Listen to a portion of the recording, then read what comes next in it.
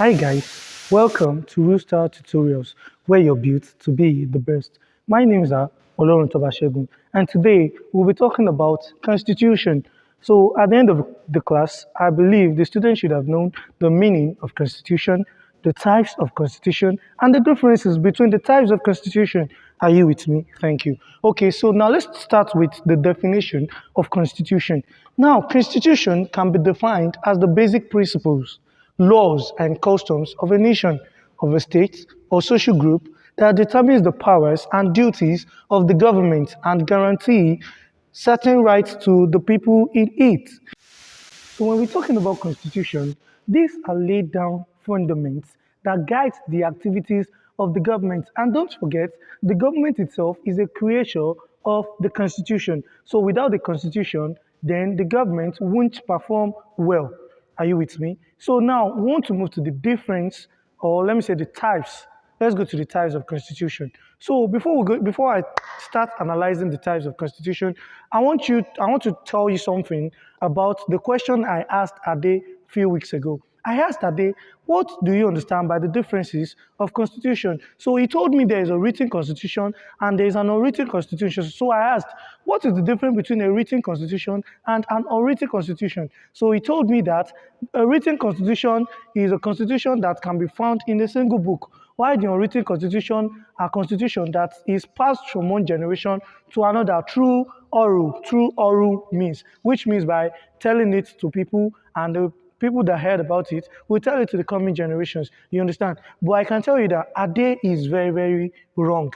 Why? Because when we are talking about written constitution, the difference between a written constitution and an unwritten constitution is that a written constitution is a set of principles that are codified and composed in a single document. For example, the Nigerian 1999 Constitution. When Nigeria became a republic in 1963, we adopted the first constitution. Then, after some time, it was changed. Now we are in the Fourth Republic where we are using the 1999 Constitution. So if you go to the library or you go to anywhere and you get the Constitution of Nigeria, you will see that everything is contained in a single book. But when we're talking about unwritten constitution, an unwritten constitution are a set of principles that is not composed in a single document. It is more than one. For example, the Great Britain. In Great Britain, which is the United Kingdom, we have different sets of constitution. You know, it is not composed in a single document. So this is the main difference between a written constitution and an unwritten constitution. So don't be like Ade. Don't say because it is called unwritten, then it is not written down. No, it is written, but it is not composed in a single document. And apart from these two, we also have the third one, which is known as rigid constitution, and the fourth one is known as flexible constitution. What is also the difference between rigid constitution and flexible constitution? With the word, you know, when we're talking about rigid means something that is hard. And when we're talking about flexible, it means something that is soft. So the written constitution can be rigid, or let me say it is rigid, and the unwritten constitution is flexible. Why? Because the written constitution is very hard to amend.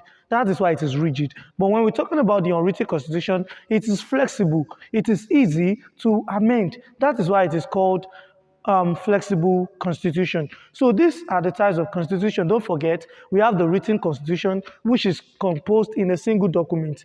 And the written constitution is not composed in a single document. We have more than one document containing the unwritten constitution. Then we also have the rigid constitution, which is very hard to amend. And we have the flexible constitution, which is very, very easy to amend. So don't forget, the written constitution is rigid and the unwritten constitution is flexible.